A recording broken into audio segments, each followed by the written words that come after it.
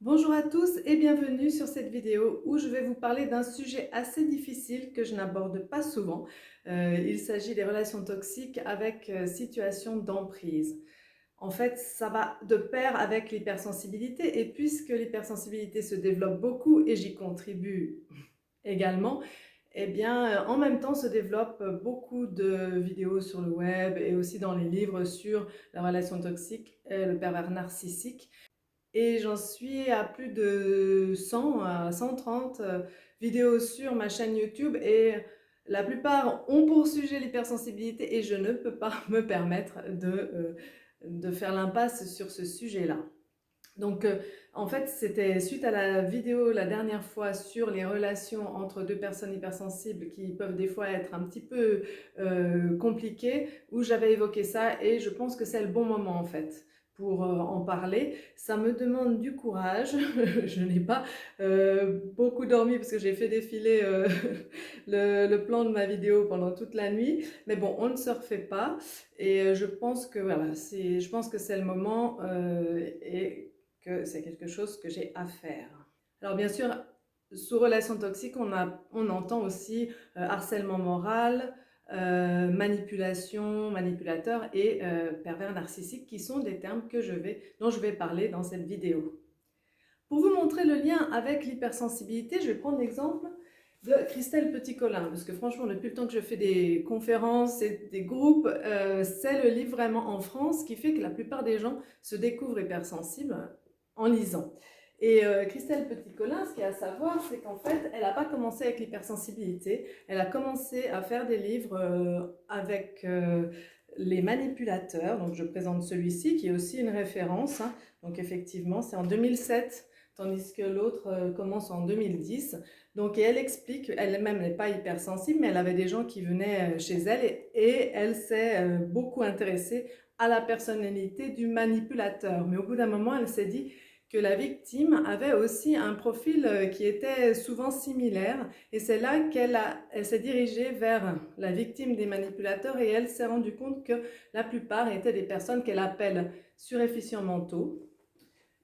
Et c'est pour ça qu'aujourd'hui, c'est vraiment son sujet de prédilection. Donc, par suréfficients mentaux, elle entend la personne hypersensible de Hélène Aron et aussi haut potentiel, sans le i, important, le haut potentiel de Nathalie Aslen qui a fait le week-end de la Douance, qui organise des week-ends sur la Douance, que je recommande également.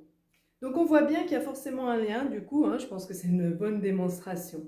Et alors moi j'ai fait une vidéo avant sur les deux personnes hypersensibles, ben, des fois elles peuvent être dans une situation, dans un conflit, dans une relation difficile, qu'on pourrait des fois la prendre pour une relation toxique, mais je vois que c'est quand même un écueil, parce que du coup on entend de plus en plus de gens parler de l'autre qui est pervers narcissique, et ce terme est quand même vraiment très très fort. Et je vois trois écueils à ça. C'est le premier, ben, si vous qualifiez quelqu'un de ça et qui ne l'est pas, ben, c'est quand même pas très cool. Le deuxième, c'est par respect pour les personnes qui sont vraiment dans une situation d'emprise, parce que ce n'est pas une vue de l'esprit, effectivement. Les manipulateurs existent, les situations d'emprise existent, les relations toxiques existent. Et vraiment, c'est très difficile de les vivre. Et en troisième point, eh bien pour vous aussi, parce que si vous êtes une personne hypersensible en conflit avec une autre, eh bien vous êtes aussi dans un moment de vulnérabilité. Et si vous ouvrez à ces termes qui sont quand même très forts et très négatifs, qui vont dans les basses énergies négatives, eh bien vous risquez aussi d'attirer les vrais manipulateurs qui cette fois vont prendre la cape de sauveur et peut-être eh bien se servir de ce moment de vulnérabilité que vous avez. Donc voilà, c'est ces trois écueils que je vois. Je voulais commencer par ça. Alors, qui suis-je? Pour ceux qui ne me connaissent pas, je suis Marie-Élise Château, coach professionnelle dans la région des trois pays. J'aime à dire ça, Allemagne, Suisse, France. Ouais, ça, pour moi, c'est important. Mon cabinet est en Suisse, près de Bâle. Et bien sûr, j'ai développé aussi en visio. Alors, j'ai d'abord travaillé 15 ans dans le management à l'international pour l'industrie chimique. Et voilà, je savais que c'était ailleurs. Bon, je suis aussi un petit peu sortie parce qu'il fallait sortir pour moi, c'était mieux pour moi. Et je n'y suis pas retournée parce que j'ai découvert le coaching, je me suis formée et depuis peu, depuis 2019, mon unicité, c'est vraiment l'hypersensibilité parce que voilà, c'est dans mon sillage, je peux apporter, accompagner des gens qui font ce que moi j'ai fait, hein, c'est-à-dire faire de mon hypersensibilité, eh bien, non plus quelque chose de contraignant, mais au contraire, quelque chose qui va pouvoir me permettre d'exprimer toute ma créativité. J'accompagne l'adulte hypersensible. N'oubliez pas de vous abonner à ma chaîne, de cliquer sur la cloche pour recevoir quand je poste une nouvelle vidéo et de liker bien sûr les vidéos qui vous plaisent. Alors, comment différencier une relation qui est difficile entre deux personnes hypersensibles et quand est-ce qu'il y a emprise? Eh bien, quand c'est deux personnes hypersensibles, je l'ai montré dans la vidéo avec l'effet Joule, en fait, c'est symétrique, c'est-à-dire que ça bouillonne dans les têtes des deux côtés. Y a pas de, c'est pas exprimé, il y a quelque chose qui n'est pas exprimé, chacun s'accroche à ses valeurs et vraiment c'est symétrique. Dans une relation avec manipulation, pour moi, eh bien, c'est une asymétrie. On est vraiment dans le schéma du chat et de la souris en fait. Et le manipulateur, eh bien, va avoir beaucoup de sourire, en fait. Il va y avoir quelque chose de rassurant au premier abord chez lui, sinon il ne réussirait pas. Un manipulateur, en fait, c'est quelqu'un qui ne ressent pas d'émotions, ressent pas ses émotions. C'est quelqu'un qui, du coup, va être attiré par les gens qui en ont trop, chez qui c'est débordant. Il va vraiment souffler le chaud et le froid pour sa victime. C'est-à-dire que, comme le chat avec la souris, il ne veut pas que la souris meure complètement, hein, parce que ne pourra plus jouer avec, elle va plus remuer, etc. Donc, c'est vraiment quelqu'un qui, quand vous êtes vraiment au moment de vous rendre compte et de vous relever, il va vous ressouffler quelque chose de positif sur vous, alors qu'avant, il a tout fait pour vous déstabiliser et vous mettre à terre. Donc, c'est vraiment ça. C'est vrai, et c'est pas comparable avec deux personnes qui s'affrontent avec vraiment les mêmes, des valeurs différentes, des grilles de valeurs différentes. Pour creuser les liens avec l'hypersensibilité. Alors, les victimes sont-elles toujours des personnes hypersensibles? En tout cas, s'il y a une personne hypersensible qui s'ignore, hein, parce que la personne hypersensible qui est bien comme un poisson dans l'eau dans la vie, elle n'a pas grand risque. C'est celle qui s'ignore, qui a une estime de soi basse. Et celle-ci, si elle est dans les parages, bien sûr, il va plutôt poser son dévolu sur elle, effectivement, parce que c'est quelqu'un qui va avoir du mal à se rendre compte, elle va rester longtemps dans le doute parce qu'elle va penser que personne ne peut faire du mal. Très longtemps et elle va avoir des émotions fortes qui se voient. Ça, c'est aussi forcément plus amusant sans doute. Et puis aussi, c'est cette remise en question constante qu'ont la plupart des personnes hypersensibles. Ça fait le terrain de jeu, forcément. C'est du coup beaucoup plus facile qu'avec les autres personnes.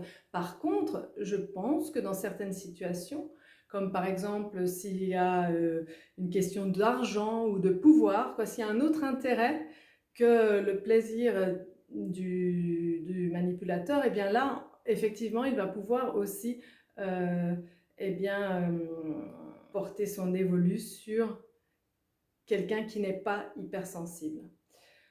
En fait, pour moi, la personne manipulatrice, c'est quelqu'un qui ne peut pas vivre son plaisir directement en faisant une action. Vous faites quelque chose, ça vous fait plaisir. Ça ne va pas être forcément dans ces plaisirs directs-là. En fait, elle puise son plaisir bien, dans la souffrance de l'autre qu'elle a créé. C'est un peu dur à dire, mais c'est quand même un peu ça. Mais c'est aussi malheureux pour ces personnes-là, d'ailleurs.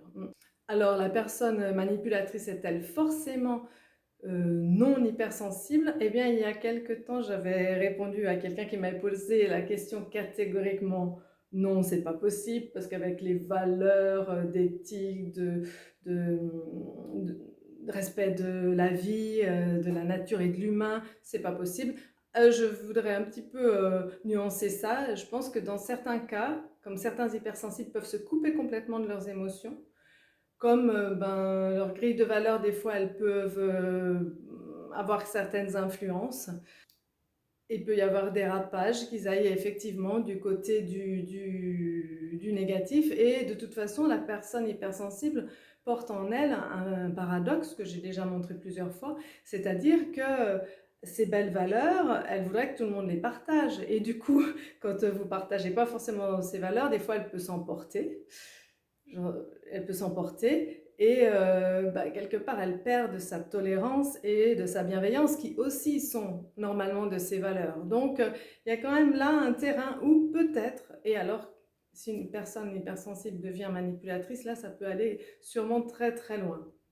Mais sûrement qu'en règle générale, elles ne le sont pas. Voilà. J'ai oublié de préciser que bien sûr, tout le monde est manipulable, puisque dans nos relations de tous les jours, nous sommes en interaction les uns avec les autres, et quand on fait quelque chose, on influence les autres.